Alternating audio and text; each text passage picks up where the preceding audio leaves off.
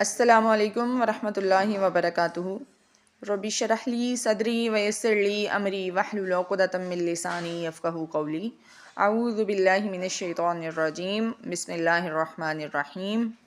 پچھلی آیت میں ہم نے روزے کی فرضیت کے بارے میں پڑھا تھا، وہی مضمون آگے چل رہا ہے۔ ایام معدودات، چند دن گنتی کے۔ کتنے دنوں تک روزے رکھنے ہیں؟ تو وہ کوئی زیادہ لمبا چوڑا اس کا دورانیہ نہیں ہے، سال کے لیے نہیں رکھنے یا ساری زندگی کے لیے نہیں رکھنے، بلکہ چند دن ہیں گنتی کے۔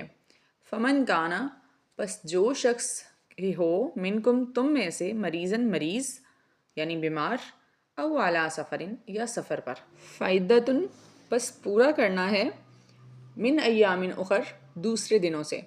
یعنی کوئی شخص بیمار ہے تو اسے اللہ تعالیٰ نے یہ رخصت دی ہے، یہ آسانی دی ہے کہ وہ روزہ چھوڑ سکتا ہے، اور جب اس کی طبیعت درست ہو تو وہ اس گنتی کو، جتنے روزے اس نے چھوڑے ہیں، 1 2 4 10، ان کو بعد میں وہ رکھے گا۔ ہلکی پھلکی بیماری ہو جس میں جان کو کوئی خطرہ نہ ہو یا جس میں علاج میں رکاوٹ نہ آ رہی ہو، تو ایسی صورت میں مریض بھی روزہ رکھ سکتا ہے۔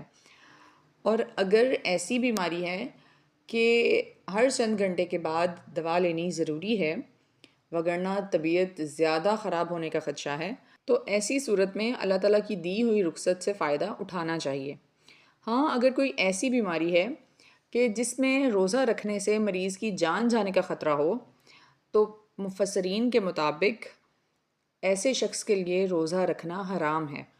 کچھ فقہا کہتے ہیں کہ اگر مریض اپنے مرض کی شدت کے بہت زیادہ بڑھ جانے پر بھی روزہ افطار نہ کرے اور مر جائے تو وہ خودکشی کی موت مرے گا، اور روزہ کا ثواب کیا حاصل ہونا ہے، پھر وہ اپنی جان کو ضائع کرنے کا مجرم بن جائے گا۔ کیونکہ دین آسانی بانٹتا ہے، انسان کے لیے مشکلات کھڑی نہیں کرتا۔ اسی طرح سفر میں بھی مشقت ہوتی ہے، تو سفر میں بھی یہ آسانی دی گئی کہ روزہ نہ رکھا جائے اور بعد میں اس روزے کی قضا دی جائے۔ آج کل سفر کے ذرائع بہت جدید ہو گئے ہیں، تو سفر بھی بعض اوقات بالکل ایسے ہی ہوتا ہے جیسے ہم اپنے گھر میں بیٹھے ہوں۔ تو ایسی صورت میں روزہ رکھ لینا بھی جائز ہے اور چھوڑ دینا بھی جائز ہے، اور اس کا اندازہ انسان کی اپنی جسمانی قوت اور سفر میں کتنی مشقت آئے گی، ان دونوں چیزوں کو سامنے رکھ کے کیا جائے گا۔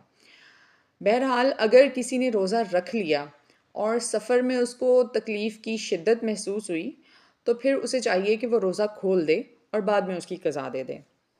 ایک غزوہ میں جو کہ رمضان میں تھا، رسول اللہ صلی اللہ علیہ وسلم اور صحابہ نے روزہ رکھا ہوا تھا، تو سفر کی مشقتوں کی وجہ سے سب نڈھال ہو رہے تھے، لیکن روزہ چھوڑنے پر کوئی بھی آمادہ نہیں تھا۔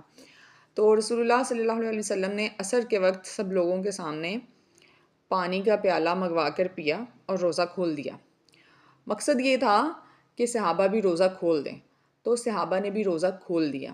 اسی طرح ایک اور حدیث میں آتا ہے کہ رسول اللہ صلی اللہ علیہ وسلم ایک سفر میں تھے، آپ صلی اللہ علیہ وسلم نے ایک جگہ ایک ہجوم دیکھا۔ معلوم کرنے پر پتہ چلا کہ ایک شخص پر لوگ سایہ کیے ہوئے ہیں۔ آپ صلی اللہ علیہ وسلم نے پوچھا یہ کیا ماجرا ہے؟ تو لوگوں نے کہا یہ روزہ دار ہے، یعنی اس نے روزہ رکھا ہوا تھا، سفر کی مشقت کی وجہ سے نڈال ہو رہا تھا، اور باقی لوگ جو ہیں اب اس کی خاطر مدارات میں مشغول تھے۔ تو رسول اللہ صلی اللہ علیہ وسلم نے فرمایا سفر میں روزہ رکھنا کوئی نیکی کا کام نہیں ہے، یعنی خود کو جان بوجھ کر مشقت میں ڈالنا کوئی نیکی نہیں ہے۔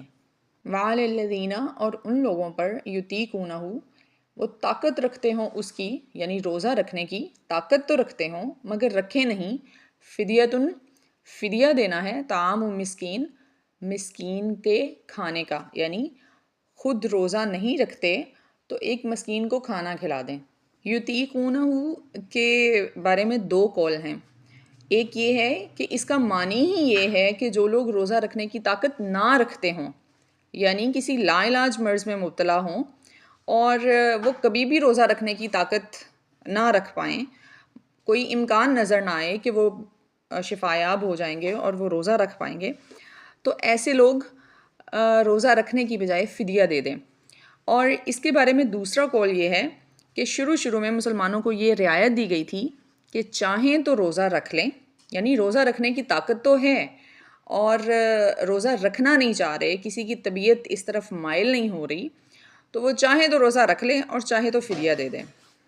فمن تطوع، بس جو شخص خوشی سے کرے، خیرن بھلائی، یعنی نیکی کا کام خوشی سے کرے، گو کہ شروع میں یہ رعایت موجود تھی کہ اگر آپ روزہ نہ رکھنا چاہیں تو فدیہ دے دیں، لیکن جو شخص خوشی سے روزہ رکھتا ہے فہو خیر اللہ، بس وہ بہتر ہے اس کے لیے۔ کوئی بھی بھلائی کا کام جو انسان اپنے دل کی خوشی سے کرے تو وہ بہترین ہی ہوتا ہے۔ وَأَن تَصُومُوا، اور یہ کہ تم روزہ رکھو، خیر لکم، بہتر ہے تمہارے لیے، ان کنتم تعلمون، اگر ہو تم جانتے، یعنی اگر تمہیں روزے کے ثواب کا علم ہو جائے تو تم یہی بہتر سمجھو گے کہ روزہ رکھ لیا جائے، کیونکہ روزے کے متعلق اللہ تعالیٰ فرماتے ہیں کہ روزہ میرے لیے ہے اور میں ہی اس کا بدلہ دوں گا۔ بہرحال اس آیت میں ایک رعایت دی گئی تھی جو کہ اگلی آیت کے نزول کے بعد واپس لے لی گئی۔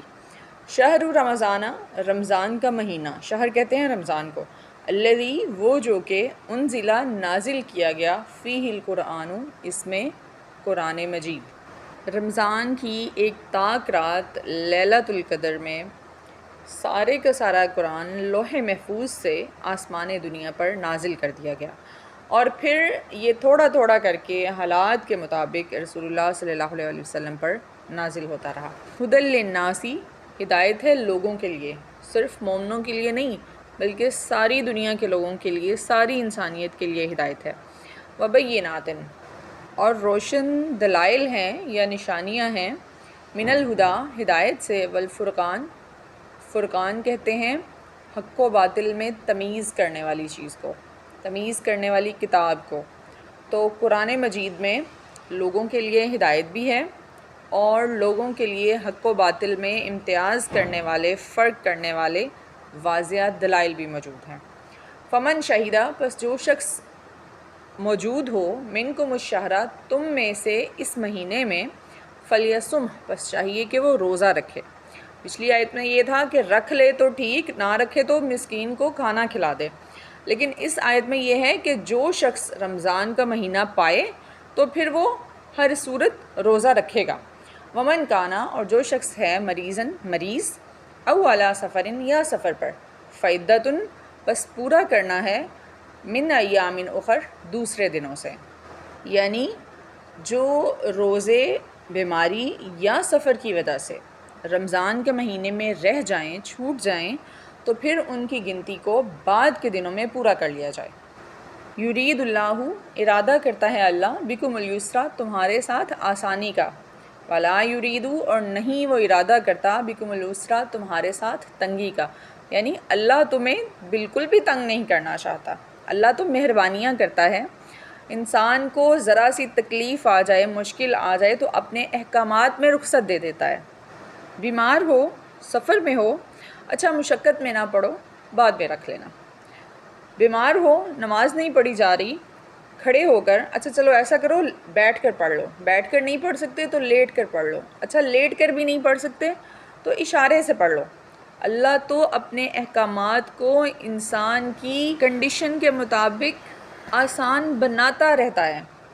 ہم انسان ہی اللہ تعالیٰ کی عبادت پر، اس کی اطاعت پر اپنی طبیعتوں کو مائل نہیں کر پا رہے، وگرنہ اللہ کا دین تو بہت آسان ہے۔ وَلِتُكْمِلُوا الْعِدَّةَ، اور تاکہ تم پورا کرو گنتی کو، یعنی یہ جو بعد میں روزہ رکھنے کی رخصت ملی ہے وہ اس لیے ہے کہ گنتی ہر صورت پوری کرنی ہے۔ اگر 29 روزے تھے تو آپ نے 29 کی گنتی پوری کرنی ہے، اور اگر 30 روزے تھے رمضان کے مہینے میں تو بعد میں آپ اسی حساب سے پورے کر کے 30 کریں گے۔ وَلِتُكَبِّرُوا اللَّهَ، اور تاکہ تم بڑائی بیان کرو اللہ کی۔ ایسا ہی ہوتا ہے نا، ہم رمضان کے روزے رکھتے ہیں اور اس کے بعد عید کے دن کیا کہتے ہیں؟ اللہ اکبر، اللہ اکبر، اللہ اکبر، لا الہ الا اللہ، واللہ اکبر، اللہ اکبر، وللہ الحمد، اور اللہ اکبر کبیرہ، والحمد للہ کثیرہ، وسبحان اللہ بکرۃ واسیلا۔ اور یہ بڑائی کیوں بیان کرتے ہیں؟ علی ما ہداکم، اس بات پر جو ہدایت دی تم کو، یعنی اللہ نے جو ہمیں ہدایت دی ہے اس کی شکرانے کے طور پر ہم اللہ کی بڑائی بیان کرتے ہیں۔ آگے یہی بات آ رہی ہے وَلَعَلَّكُمْ، اور تاکہ تم تشکرون، شکر کرو۔ شکر کس بات کا کرنا ہے؟ کیا مال و دولت کا؟ نہیں، اللہ نے کہا تھا کہ میں نے روزے اس لیے فرض کیے ہیں تاکہ تم تقوی حاصل کرو، تم پرہیزگار بن جاؤ، اس چیز کا شکر ادا کرنا ہے۔ پھر اللہ نے رمضان میں قرآن کو نازل کیا تو اس چیز کا شکر ادا کرنا ہے، کیونکہ قرآن کے ذریعے اللہ نے ہمیں ہدایت دی، پھر اللہ نے ہمیں فرقان عطا کیا، یعنی قرآن کے ذریعے ہم حق اور باطل کے درمیان فرق کر سکتے ہیں۔ اور پھر کسی بیماری یا مشقت کی صورت میں ہمیں جو رخصت عطا فرمائی گئی ہے اس پر بھی اللہ تعالیٰ کا شکر ادا کرنا ہے۔ وآخر دعوانا ان الحمد للہ رب العالمین۔